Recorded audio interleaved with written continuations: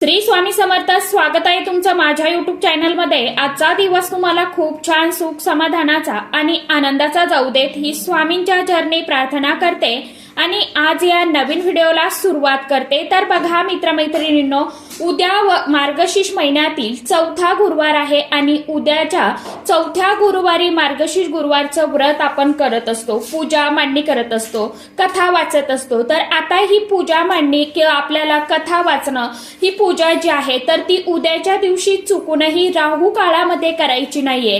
कारण की राहू काळामध्ये केलेली पूजा जी आहे तर ती कधीही सफल मानली जात नाही. त्याविषयीचीच संपूर्ण माहिती आजच्या या व्हिडिओमध्ये तुमच्या बरोबर शेअर करणार आहे.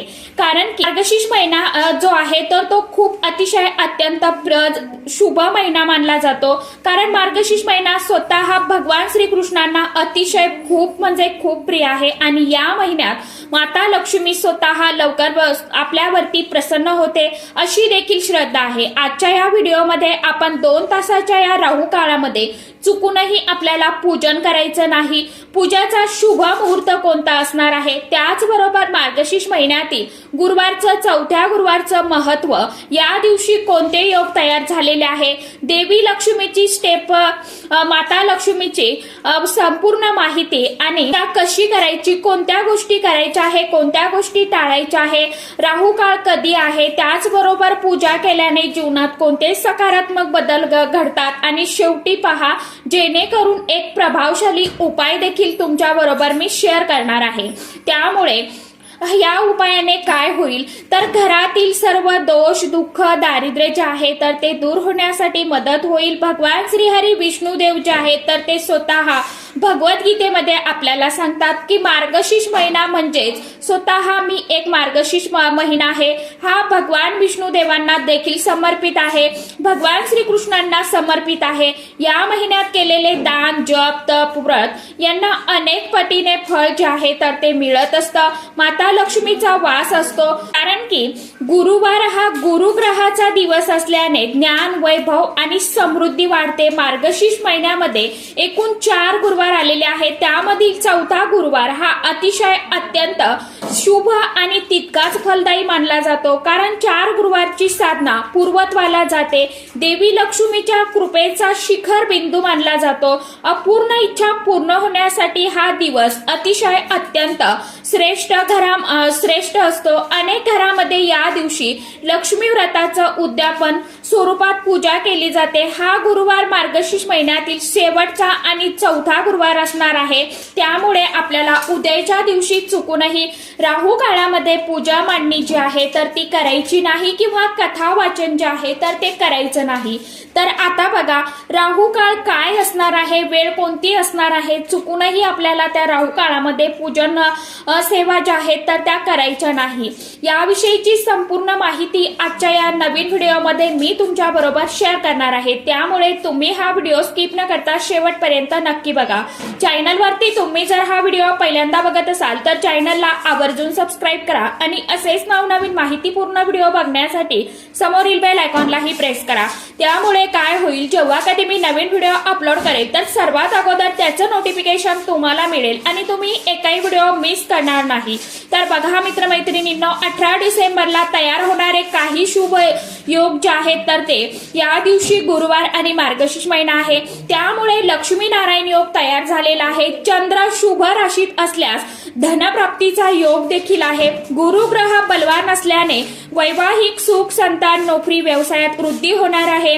तुळशी पूजेमुळे पितृदोष, वास्तुदोष जे आहेत तर ते सुद्धा नष्ट होण्यासाठी मदत होणार आहे.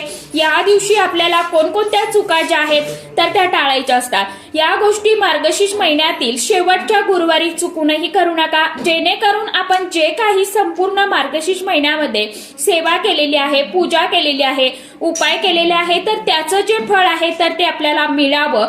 त्यामुळे या सेवा किंवा या ज्या गोष्टी मी आता तुम्हाला सांगते ना, या गोष्टी चुकूनही करू नका. त्यामध्ये गुरुवारी केस कापू नका, नखे कापू नका, मांसाहार, मद्यपान पूर्णतः वर्ज्य करावं, खोटं बोलणं टाळावं, वादविवाद, शिवीगाळ टाळावी, तुळशीला स्पर्श संध्याकाळनंतर करू नका, राहू काळात पूजा करू नये. कारण यापुढे जर आपण या गोष्टी केल्या तर केलेल्या सेवेचा आणि उपायांचं त्याचं फळ जे आहे ना तर ते आपल्याला प्राप्त होत नाही। माता लक्ष्मीला प्रसन्न करण्यासाठी या दिवशी खास करून काही असे उपाय देखील केले जातात। त्यामध्ये पहिला उपाय म्हणजे पिवळ्या वस्तूंचा वापर करा। पिवळे वस्त्र, हळद पिवळी फुले वापरा। दुसरा म्हणजे श्री सुक्तम, कनकधारा स्तोत्रम, शक्य असल्यास महालक्ष्मी अष्टकम 16 वेळा, अशा 11 वेळा 16 वेळा किमान 1 वेळा तरी आपल्याला त्या आपल्या घरामध्ये पठण करायचे आहेत, म्हटल्या गेल्या पाहिजे। आता ज्यांना वाचता येत नाही त्यांनी काय करायचं आहे तर तुम्हाला YouTube वरती मोबाईल वरती लावून तुम्ही श्रवण देखील करू शकता आणि घरामध्ये लावून द्या आणि ऐकलं तेही चालेल। आता या दिवशी घरामध्ये सकाळ संध्याकाळ एक तुपाचा दिवा आवर्जून लावा। उत्तर किंवा पूर्व दिशेला मुख्य दरवाजामध्ये तोंड करून हा जो दिवा आहे ना तर तो तुम्हाला ठेवायचा आहे। आपल्याला पूजा जी आहे तर ती भगवान विष्णुदेव आणि माता लक्ष्मी त्याचबरोबर तुळस यांची सुद्धा पूजा करायची आहे। बघा, सकाळी लवकर उठायचं आहे, स्वच्छ स्नान करायचं आहे, कपडे घालायचे आहे, स्वच्छ जागा आपल्याला पुसून घ्यायची आहे। पूजेसाठी घरामध्ये शांत वातावरण ठेवावं। त्यानंतर माझं नाव, गोत्र आणि त्याचबरोबर आपण या महिन्यामध्ये हा माझा 4था गुरुवार आहे। माता लक्ष्मीला सांगायचं आहे की मी जी काही पूजा मांडणी करत आहे, जी काही सेवा करत आहे तर हा जो काही माझा 4था गुरुवार आहे ना तर तो माझ्याकडनं व्यवस्थितपणे या गुरुवारचं पूजन करून घे आई भगवती आणि भगवान विष्णुदेवांना प्रार्थना करायची आहे। त्यानंतर सर्वात प्रथम गणपती बाप्पांची पूजा करून घ्यायची, त्यानंतर भगवान विष्णुदेव आणि माता लक्ष्मीची पूजा करायची। शक्य असेल तुमच्याकडे मूर्ती असेल तर मूर्तीवरती कच्च्या दुधाने किंवा पंचामृताने किंवा साध्या पाण्याने तुम्हाला अभिषेक करायचा आहे। परत तुम्ही जर पंचामृताने अभिषेक केला तर स्वच्छ पाण्याने स्नान घालून मूर्ती स्वच्छ करून कोरडी करून घ्यायची आहे। त्यानंतर मूर्तीला तुम्हाला चौरंगावरती पाटावरती स्थापित करायचं आहे। फोटोला किंवा मूर्तीला तुम्हाला हळदी कुंकू अक्षदा फूल अर्पण करायचं आहे। ओम नमो भगवते वासुदेवाय नमः या मंत्राचा जप मनामध्ये आपल्याला करत राहायचं आहे। त्यानंतर माता लक्ष्मीची पूजा करायची। लाल रंगाचं फूल किंवा गुलाबाचं फूल माता लक्ष्मीला अर्पण करायचं। कुंकू तुपाचा दिवा अर्पण करा। ओम महालक्ष्मी देव्यै नमः, ओम महालक्ष्मी देव्यै नमः या मंत्राचा जप करा। त्यानंतर तुळशीची पूजा करा। तुळशीला पाणी अर्पण करा, हळदी कुंकू अर्पण करा। अक्षदा अर्पण करत असताना ओम तुळशी देवी नमो नमः असं मंत्राचं पठण करा किंवा ओम नमो भगवते वासुदेवाय नमः या षडाक्षर मंत्राचं पठण तुम्ही करू शकता। त्यानंतर तुळशी तोडून अजिबात नाही तर याची आपल्याला जी काय काळजी घ्यायची आहे तर ती घ्यायची आहे। म्हणजे तुळशी पत्र आपल्याला त्या दिवशी तोडायची नाहीये, तुळशीला आपल्याला दुखवायचं नाही आहे। घरामध्ये या दिवशी सकारात्मक वातावरण ठेवा। घरामध्ये भांडण कटकट वादविवाद जे आहेत तर ते होणार नाही याची आपल्याला काळजी घ्यायची आहे। उद्यापन कसं करावं तर किमान 5 किंवा 7 गुरुवारी व्रत आपण जे काही करतो, आता या महिन्यामध्ये 4 गुरुवार आलेले आहेत बघा, त्यामुळे 4थ्या गुरुवारी उद्यापन आपल्याला करायचं आहे। ज्यांचा एखादा गुरुवार गेलेला असेल त्यांनी एक गुरुवार जो आहे तर तो एक्स्ट्रा गुरुवार पकडायचा आहे। त्यानंतर पुढच्या गुरुवारी आपल्याला उद्यापन जे आहे तर ते करायचं आहे। उद्यापनासाठी गोड शिरा खीर तुम्ही बनवू शकता। पिवळे वस्त्र धारण करा, ब्राह्मण किंवा गरजू व्यक्तींना अन्नदान करा, माता लक्ष्मीची आरती करा आणि त्याचबरोबर आपल्या घरामध्ये 5 किंवा 7 सुवासिनींना बोलून किंवा तुम्ही कुमारिका सुद्धा बोलवू शकता आणि त्यांना हळदी कुंकू लावायचं आहे, नमस्कार करायचा आहे। एक महालक्ष्मी व्रताचं पुस्तक आणि एखादं फळ तुम्हाला द्यायचं आहे भेट म्हणून आणि या पद्धतीने व्रताचं उद्यापन जे आहे तर ते आपल्याला करायचं आहे। या दिवशी रात्री झोपण्यापूर्वी एक छोटा तुपाचा दिवा जो आहे तर तो मुख्य प्रवेशद्वारावरती आपल्याला लावून ठेवायचा आहे आणि मनात माता लक्ष्मीचं स्मरण करायचं आहे। हे स्मरण केल्याने माता लक्ष्मी आपल्या घरामध्ये स्थिर निवास करते, धनाची अडचण कमी होते, घरातील अन्नधान्य जे आहे तर ते भरलेलं राहतं। अन्नपूर्णा देवीची या दिवशी सेवा आवर्जून करा। त्याचबरोबर घरामध्ये विष्णू सेवा करा, विष्णू सहस्रनामावली, व्यंकटेश स्तोत्रम, श्रीका, लक्ष्मी गायत्री मंत्र, ओम लक्ष्मी गायत्री मंत्राचं पठण करा आणि सर्व मंत्र स्तोत्राचं पठण करा। आणि राहू काळात पूजा का करू नये, कारण राहू काळ म्हणजे नकारात्मक ऊर्जा प्रभावी असते, देवकार्य निष्फळ ठरू शकते, मन स्थिर राहत नाही, म्हणून राहू काळ टाळूनच पूजा केली जाते। तर आता यंदा चौथा मार्गशीर्ष गुरुवारचा जो राहू काळ असणार आहे तर तो दुपारी 1:30 ते 3:30 असा असणार आहे। तर 1:30 ते 3:30च्या दरम्यान आपल्याला चुकूनही पूजा जी आहे तर ती आपल्याला करायची नाही आहे, किंवा पूजा मांडणी जी आहे तर ती सुद्धा आपल्याला करायची नाही। आता जे मार्गशीर्ष गुरुवारचं उद्यापन जे आहे तर ते आपण संध्याकाळी करत असतो। जर तुम्हाला संध्याकाळी शक्य नसेल तर मग तुम्ही सकाळी जरी केलं तरी चालू शकतं। सकाळच्या पूजेचा शुभ मुहूर्त आहे तो आता आपण बघणार आहोत। सकाळच्या पूजेचा शुभ मुहूर्त आहे सकाळी 6 वाजल्यापासून 9:30 वाजेपर्यंत असणार आहे। या कालावधीमध्ये तुम्ही जी आपली रोजची पूजा असते म्हणजे चौथ्या गुरुवारची जी पूजा सेवा आहे आपली तर ती करून उद्यापन जे आहे तर ते करू शकता।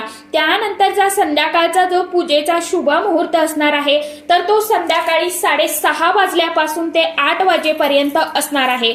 या कालावधीमध्ये तुम्हाला पूजेचं जे उद्यापन आहे तर ते आपल्याला करायचं आहे, किंवा पूजेची जी काही तयारी आहे तर असेल तर ती तुम्हाला या कालावधीमध्ये करायची आहे। अशा पद्धतीने हे पूजेचे 2 शुभ मुहूर्त बघितलेले आहे। शक्य असेल तर संध्याकाळीच करा, कारण संध्याकाळी जे आहे तर ते माता लक्ष्मी आपल्या घरामध्ये प्रवेश करते आणि यामुळे आपल्या घरातील सर्व दोष अडचणी दुःख जे आहे तर ती दूर होण्यासाठी मदत होत असते। अशा पद्धतीने छोटीशी जी माहिती आहे चौथ्या गुरुवारची आपण संपूर्णपणे बघितलेली आहे आणि आशा करते तुम्हाला आवडलीच असेल।